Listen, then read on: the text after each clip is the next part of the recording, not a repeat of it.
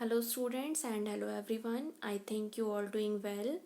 This is Shikha Chandral, tutor at Shri Rawatpura Sarkar Institute of Nursing, Mandla, Madhya Pradesh. So today I am explained about the urinary system related disease, that is nephrotic syndrome. आप सभी ने अपने previous year में urinary system के बारे में पढ़ा ही होगा एनाटॉमी एंड फिजियोलॉजी में। तो बेसिकली मैं आप लोगों को बता दूं कि यूरिनरी सिस्टम होता क्या है। यूरिनरी सिस्टम में बहुत सारे ऑर्गन्स कंटेन होते हैं, जिसमें से मेन है किडनी एंड उसके सपोर्टिंग ऑर्गन है यूरेटर्स, यूरेथ्रा एंड ब्लैडर। तो as you can see diagram में आप देख पा रहे हैं कि किडनी जो है वो एक बीन शेप्ड ऑर्गन है। बीन मीन्स सेम के बीच के आकार का ऑर्गन है, जो हमारी एब्डोमिनल कैविटी में हाइपोकॉन्ड्रिक रीजन में प्रेजेंट होता है in both side, left and right. तो अगर हम किडनी के डायमीटर की बात करें तो एक मेच्योर अडल्ट में एक किडनी का जो वेट होता है वो 150 to 170 ग्राम्स होता है। एंड इसकी जो लेंथ होती है वो 10 सेंटीमीटर, इसकी विड्थ जो है वो 6 सेंटीमीटर एंड थिकनेस 4 सेंटीमीटर्स होती है। एंड इसकी जो पोजीशन है वो हाइपोकॉन्ड्रिक रीजन में बोथ साइड पे, लेफ्ट एंड राइट। जो हमारी एब्डोमेन होता है, जो हमारा एब्डोमेन एंड जो लीवर होता है, उसकी जो बैक मसल्स होती हैं उसके पीछे किडनी प्रेजेंट होती है। एंड किडनी के जस्ट ऊपर एड्रिनल ग्लैंड पाई जाती है। तो अगर हम इसके इंटरनल स्ट्रक्चर की बात करें तो आप जैसा डायग्राम में देख पा रहे हैं, इसमें जो आर्टरी और वेन्स बहुत सारे नंबर्स में प्रेजेंट होती हैं एंड नेफ्रॉन लाखों की संख्या में प्रेजेंट होते हैं। नेफ्रॉन एक किडनी का ऐसा सब ऑर्गन है जो फिल्ट्रेशन का वर्क करता है और ये किडनी में लाखों की संख्या में पाए जाते हैं। जो किडनी में फिल्ट्रेशन का काम करता है वो नेफ्रॉन कहलाता है और इसके सपोर्टिंग ऑर्गन जैसे कि मैंने आपको बताया है यूरेटर्स, यूरेथ्रा एंड ब्लैडर हैं। तो इनके थ्रू जो यूरिन फिल्टर होकर आती है वो यूरेटर, यूरेथ्रा एंड ब्लैडर के थ्रू हमारी शरीर से एक्सक्रीट हो जाती है, हमारी बॉडी से एक्सक्रीट की जाती है। तो अगर हम किडनी की फिजियोलॉजी की बात करें तो आपने पढ़ा होगा कि जो नेफ्रॉन्स होते हैं वो इसमें मेन फिजियोलॉजी जो होती है वो नेफ्रॉन्स में ही होती है, क्योंकि नेफ्रॉन्स में ही फिल्ट्रेशन का काम होता है। और अगर हम किडनी की बात करें कि किडनी के फंक्शंस क्या हैं, तो इसके मेन दो फंक्शंस हैं हमारी बॉडी में। फर्स्ट तो है कि वेस्ट मटेरियल को बॉडी से बाहर निकालना एंड सेकंड है हमारी बॉडी में इलेक्ट्रोलाइट लेवल को मेंटेन करके रखना। जो हमारी बॉडी में अपशिष्ट पदार्थ होते हैं उनको बाहर निकालने का काम किडनी का होता है, जो नेफ्रॉन के थ्रू फिल्टर होकर एंड यूरिन में कंटेन होके, यूरिन के कॉन्स्टिट्यूएंट बन के और यूरेटर्स और यूरेथ्रा के थ्रू बाहर निकाल दिए जाते हैं। और अगर हम इलेक्ट्रोलाइट्स की बात करें तो आपने जब नेफ्रॉन का स्ट्रक्चर देखा होगा तो उसमें एक हैनलेज लूप आता है। उस लूप में जो इलेक्ट्रोलाइट्स होते हैं जैसे कि पोटेशियम, मैग्नीशियम, इनका रीएब्जॉर्प्शन हो जाता है नेफ्रॉन्स के थ्रू और ये अगेन हमारी बॉडी में रिटर्न कर दिए जाते हैं। तो ये थी किडनी की एनाटॉमी एंड फिजियोलॉजी। अब इससे रिलेटेड हम डिजीज़ की बात करते हैं जो मैंने आज पिकअप किया है, नेफ्रोटिक सिंड्रोम। तो नेफ्रोटिक सिंड्रोम क्या होता है, देखिए नेफ्रोटिक सिंड्रोम एक नॉन स्पेसिफिक किडनी डिजीज़ है जिसमें ग्लोमेरुलाई के डैमेज हो जाने के कारण यूरिन के साथ प्रोटीन आने लगता है। इसके कैरेक्टरिस्टिक्स फीचर फॉलोइंग है। तो नेफ्रोटिक सिंड्रोम जैसे कि नाम से ही समझ में आ रहा है, नेफ्रोटिक वर्ड जो है वो नेफ्रॉन से लिया गया है एंड जो सिंड्रोम वर्ड है उसका मीनिंग होता है बहुत सारे प्रॉब्लम्स को, बहुत सारे डिजीज को कंटेन करके रखने वाला वर्ड सिंड्रोम है। सिंड्रोम एक ऐसा सिम्टम है जिसके अंदर बहुत सारी डिजीज इंक्लूड होती हैं। तो नेफ्रोटिक सिंड्रोम एक ऐसी डिजीज है जिसमें जो नेफ्रॉन का ग्लोमेरुलस है वो डैमेज हो जाता है। ग्लोमेरुलस जिससे होकर ब्लड नेफ्रॉन्स के थ्रू फिल्टर होता है, उस स्ट्रक्चर को कहते हैं ग्लोमेरुलस। जैसे कि आपको स्लाइड में मैं जूम करके दिखाती हूँ, ये जो दिख रहा है येलो कलर में, ये हमारा जो है नेफ्रॉन है एंड जो रेड कलर में आपको दिख रहा है ये ग्लोमेरुलस है। इसके थ्रू जो ब्लड है वो फिल्टर होता है। ग्लोमेरुलस में एक मेम्ब्रेन होती है, पतली मेम्ब्रेन, जिसके थ्रू ब्लड फिल्टर होकर और बॉडी में रिटर्न कर दिया जाता है एंड जो वेस्ट प्रोडक्ट होते हैं वो नेफ्रॉन में आगे की तरफ बढ़ जाते हैं और उनमें जो इलेक्ट्रोलाइट प्रेजेंट होते हैं वो हेनले लूप के थ्रू दोबारा से रीअब्जॉर्ब होकर नेफ्रॉन से और रिटर्न हमारी बॉडी में कर दिए जाते हैं। तो राइट साइड पे अगर आप देखेंगे तो यहाँ पर ये नॉर्मल दिख रहा है, नॉर्मल नेफ्रॉन है, नॉर्मल ग्लोमेरुलस के फंक्शन है। और वहीं अगर आप लेफ्ट साइड पे देखेंगे तो वहाँ पे नेफ्रोटिक सिंड्रोम वाले फीचर्स शो हो रहे हैं। जैसा कि आपको यहाँ दिख रहा होगा नेफ्रॉन के येलो वाले पार्ट में वहाँ पर ब्लू कलर में छोटे छोटे ग्रेन्यूल्स टाइप के दिख रहे हैं, वो प्रोटीन के हैं, वो प्रोटीन के कण हैं जो यूरिन के साथ हमारी बॉडी से एक्सक्रीट होते हैं। जब ग्लोमेरुलस के थ्रू फिल्ट्रेशन होता है तो उसमें जो प्रोटीन का पार्ट है वो भी हमारी बॉडी से एक्सक्रीट आउट कर दिया जाता है। तो इसमें जो ग्लोमेरुलस होता है उसमें डैमेज हो जाता है, जिसकी वजह से प्रोटीन भी हमारी बॉडी से एक्सक्रीट होने लगता है। अगर हम इसके फीचर्स की बात करें, कैरेक्टरिस्टिक्स फीचर्स की बात करें, तो यूरिन के साथ प्रोटीन आने लगता है, जिसे प्रोटीन यूरिया टर्म कहते हैं। मतलब यूरिन में प्रोटीन की अधिकता। एंड सेकेंड है सीरम एल्ब्यूमिन लेवल का कम हो जाना। अब जब प्रोटीन का लेवल यूरिन में बढ़ रहा है तो वो ऑब्वियस सी बात है कि ब्लड में, सीरम में जो एल्ब्यूमिन है, एल्ब्यूमिन एक प्रोटीन होता है, उसका लेवल सीरम में और ब्लड में कम हो जाता है, जिसे हाइपो एल्बुमिनेमिया कहते हैं। Third one is oedema. Oedema मतलब बॉडी में स्वेलिंग कॉज हो जाना, एडिमा कहलाता है। सो अगर हम इसके कॉज और रिस्क फैक्टर की बात करें तो जो बच्चों में होने वाला प्राइमरी ग्लोमेरुलोनेफ्राइटिस है उसके थ्रू ये डिजीज कॉज होती है। ग्लोमेरुलोनेफ्राइटिस मींस ग्लोमेरुलस और नेफ्रॉन्स में इन्फेक्शन कॉज हो जाना। इन्फेक्शन की वजह से भी नेफ्रोटिक सिंड्रोम कॉज हो सकता है। अगर ग्लोमेरुलस में और नेफ्रॉन में किसी भी प्रकार का कोई भी इन्फेक्शन है तो उससे नेफ्रोटिक सिंड्रोम कॉज हो सकता है। तो इसमें फर्स्ट है minimal change nephropathy. Minimal change nephropathy means nephron की जो डिजीज़ हैं, जो नेफ्रॉन की फिजियोलॉजी है, अगर उसमें थोड़ा सा भी कोई सा भी चेंज होता है तो उसकी वजह से नेफ्रोटिक सिंड्रोम बच्चों में कॉज हो सकता है। और ये जो नेफ्रोपैथी है, जो मिनिमल चेंज हैं बच्चों में जो होते रहते हैं, छोटे बच्चों में ये मोस्ट कॉमन है। चिल्ड्रंस में nephrotic syndrome most common disease है, क्योंकि बच्चों में ये चेंजेस आते रहते हैं। Second one is systemic disease. Systemic disease से मीन्स किसी भी सिस्टम से रिलेटेड डिजीज अगर हमारी बॉडी में प्रेजेंट है, जैसे कि डायबिटीज़ मेलाइटस, कोई हार्ट रिलेटेड डिजीज़, उसकी वजह से भी बच्चों में नेफ्रोटिक सिंड्रोम कॉज हो सकता है, क्योंकि हमारी बॉडी का हर एक सिस्टम कहीं ना कहीं दूसरे सिस्टम से इंटर रिलेट करता है। तो अगर हमारी बॉडी के किसी और सिस्टम में कोई नॉर्मेलिटी आ जाती है तो specially heart and endocrine system अगर इनमें कोई एबनॉर्मेलिटी आती है तो उससे किडनी डेफिनेटली अफेक्ट होती है, तो उसकी वजह से भी नेफ्रोटिक सिंड्रोम कॉज हो सकता है। थर्ड है इन्फेक्शन। जैसा कि मैंने अभी आपको बताया ग्लोमेरुलोनेफ्राइटिस, तो किसी भी इन्फेक्शन की वजह से किडनी डिजीज़ हो सकती है, नेफ्रोटिक सिंड्रोम हो सकता है। इसमें लिखा हुआ है बैक्टीरियल एंडोकार्डाइटिस। एंडोकार्डाइटिस मीन्स जो हार्ट की इनर लेयर होती है उसमें अगर इन्फेक्शन कॉज हो गया है तो वो ब्लड के थ्रू और हमारी किडनी तक भी आ सकता है, और इन्फेक्शन कॉज होने से नेफ्रोटिक सिंड्रोम हो सकता है। हेपेटाइटिस बी और मलेरिया, ये जो सारे इन्फेक्शन हैं वो हमारे ब्लड के थ्रू सर्कुलेट होकर किडनी को डेफिनेटली अफेक्ट कर सकते हैं।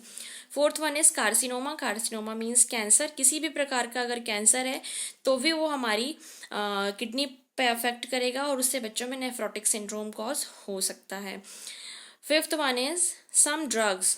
कुछ दवाइयाँ ऐसी हैं जिनके ओवरडोज से भी किडनी रिलेटेड डिजीज़ हो सकती हैं, क्योंकि जितनी भी ड्रग्स होती हैं वो हमारी बॉडी में ब्लड के थ्रू ही ऑर्गन्स में सप्लाई होती हैं, और ब्लड हमारा किडनी में आता है फिल्ट्रेशन के लिए। तो अगर उनका ओवरडोज होता है तो जितना हमारी बॉडी को चाहिए वो उसे एब्जॉर्ब करके बाकी का वेस्ट मटेरियल वो किडनी को सप्लाई कर देती हैं, और ऐसे में अगर किसी भी ड्रग का ओवरडोज होगा, अधिकता होगी, तो वो किडनी को नुकसान पहुंचाती है।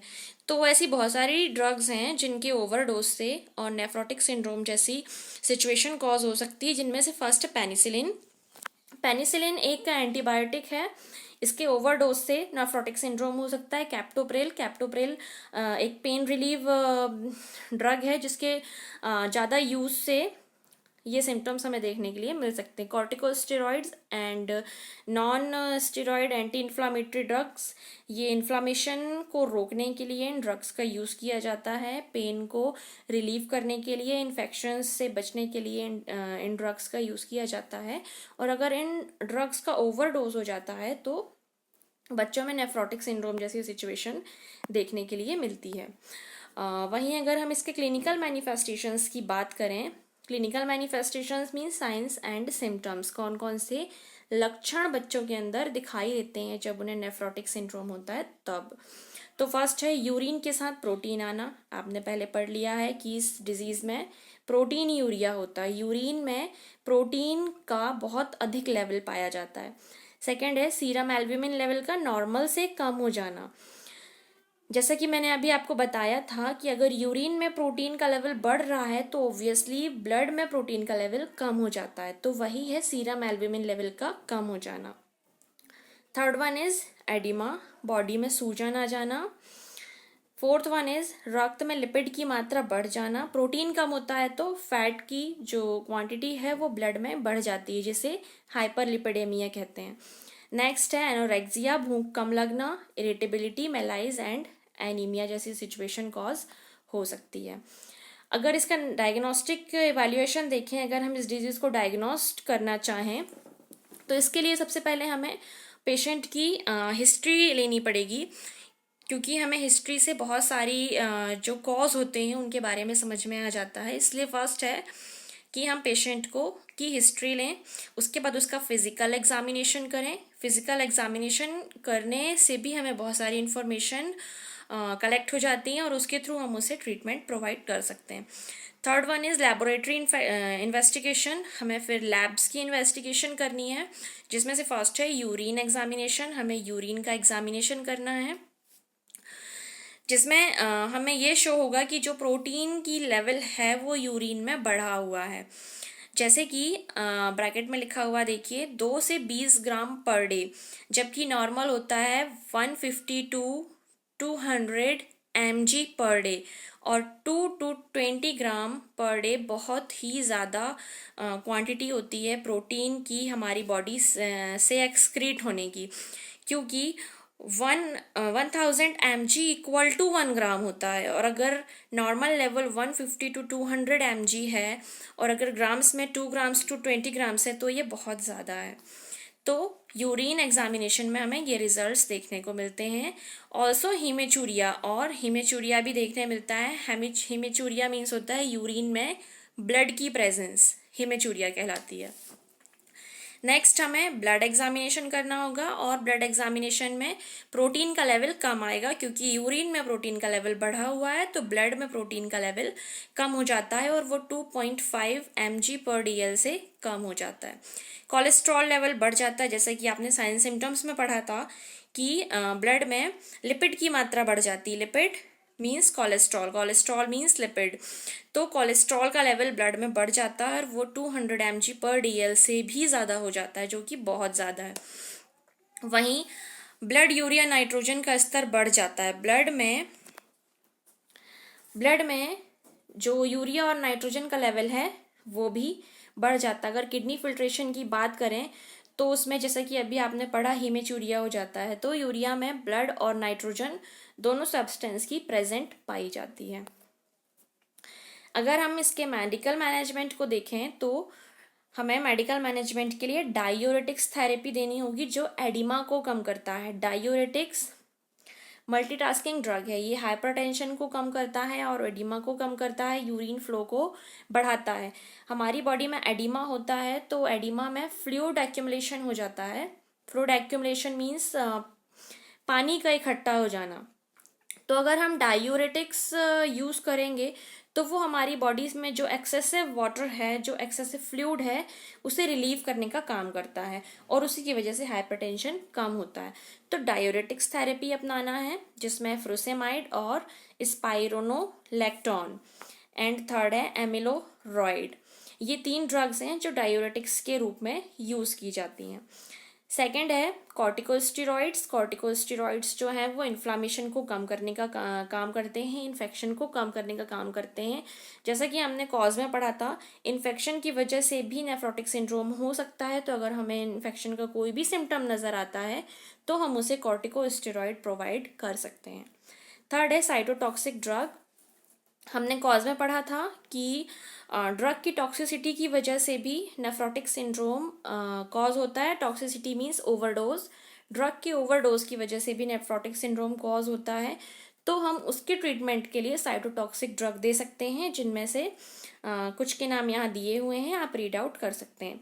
And fourth one is low protein diet is advised. ऐसी सिचुएशन में हमें पेशेंट को कम से कम प्रोटीन कंजप्ट करने की सलाह देनी चाहिए। अब एज अ नर्स हमें नर्सिंग प्रबंधन करना होगा, नर्सिंग मैनेजमेंट। तो नर्सिंग मैनेजमेंट के लिए सबसे पहले हम पेशेंट का, जैसे कि मैंने बताया था, हिस्ट्री टेकिंग करना है एंड फिजिकल एग्जामिनेशन। तो उसके लिए ज़रूरी है vital sign and general health का असेसमेंट करना, पेशेंट के वाइटल साइंस लेना और उसकी जो जनरल हेल्थ है उसे असेस करना, और उसके अंदर जो भी साइन एंड सिम्टम्स नज़र आ रहे हैं उन साइन एंड सिम्टम्स को असेस करना। वो साइन एंड सिम्टम्स कितने सीवियर हैं। फॉर एग्जांपल अगर किसी पेशेंट को पेन हो रहा है तो हमें पेन की सीवियरिटी असेस करनी है कि वो कितना सीवियर पेन है, नॉर्मल पेन है या ज़्यादा पेन है। तो ऐसे सारे साइन एंड सिम्टम्स की हमें सीवियरिटी असेस करनी है कि जो भी साइन एंड सिम्टम्स दिख रहे हैं वो कितने सीवियर हैं, नॉर्मल हैं या ज़्यादा लेवल पे हैं। नेक्स्ट है रोगी को high calorie and normal low protein diet लेने के लिए प्रोत्साहित करना चाहिए। लो प्रोटीन डाइट, क्योंकि प्रोटीन वैसे भी यूरिन के थ्रू एक्सक्रीट हो रहा है, तो अगर हम उसे हाई कैलोरी डाइट देंगे तो एटलीस्ट उसकी बॉडी में एनर्जी बनी रहेगी, इसलिए हमें उसे हाई प्रोटीन डाइट के लिए एडवाइस करना है। नेक्स्ट है एडिमा होने पर डॉक्टर्स के परामर्शानुसार सोडियम इंटेक को रेस्ट्रिक्ट कर देना चाहिए। Sodium means salt. सॉल्ट ऐसी सिचुएशन में हमें कम से कम एडवाइस करना चाहिए, पेशेंट को उसे एडवाइस करना चाहिए कि आप कम से कम सॉल्ट का कंजप्शन करें, क्योंकि सॉल्ट की वजह से एडिमा कॉज होता है, सोडियम की वजह से एडिमा कॉज होता है। नेक्स्ट वन इज बेड सोर की रोकथाम हेतु स्किन की नॉर्मल इंटीग्रिटी को बनाए रखने के लिए उसे मेटिकुलस स्किन केयर प्रोवाइड करनी है। जब ऐसी सिचुएशन होती है तो पेशेंट को कंटिन्यू बेड पे लेटे रहना पड़ता है, क्योंकि उसे प्रॉपर रेस्ट की ज़रूरत होती है, तो उसे लंबे समय तक बेड पे ही रहना पड़ता है। ऐसी सिचुएशन में पेशेंट में बेड सोर्स होने के चांसेस बढ़ जाते हैं। बेड सोर्स मीन्स अगर किसी जगह पे, किसी सरफेस पे हमारी स्किन कंटिन्यू रहती है टच में, तो वहाँ पर घाव हो जाते हैं, उस सिचुएशन को कहते हैं बेड सोर। अगर पेशेंट कंटिन्यू बेड पर है, बेड रिडन पेशेंट है, तो उसकी बॉडी में बैक साइड पे सोर होने के चांसेस हो जाते हैं, घाव होने के चांसेस हो जाते हैं। तो उसे इस चीज़ से बचाने के लिए, उसकी स्किन की इंटीग्रिटी को मेंटेन रखने के लिए उसे स्किन केयर देना भी बहुत ज़्यादा ज़रूरी है। सो आई थिंक आपको नेफ्रोटिक सिंड्रोम टॉपिक समझ में आया होगा। अगर कोई कन्फ्यूज़न होती है, कोई डाउट है या कोई चीज़ क्लियर नहीं हुई है तो आप मुझसे पूछ सकते हैं। Thank you so much.